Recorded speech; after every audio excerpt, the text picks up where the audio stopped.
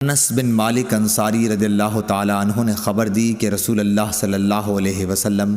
ایک گھوڑے پر سوار ہوئے اور گر جانے کی وجہ سے آپ کے دائیں پہلو میں زخم آ گئے۔ حضرت انس رضی اللہ تعالی عنہ نے بتلایا کہ اس دن ہمیں آپ نے ایک نماز پڑھائی،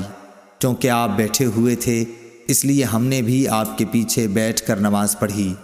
پھر سلام کے بعد آپ نے فرمایا کہ امام اس لیے ہے کہ اس کی پیروی کی جائے،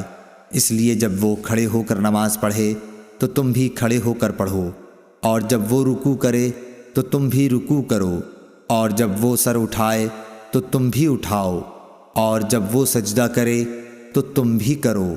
اور جب وہ سمع اللہ لمن حمدہ کہے تو تم ربنا ولک الحمد کہو۔ صحیح بخاری حدیث نمبر 732۔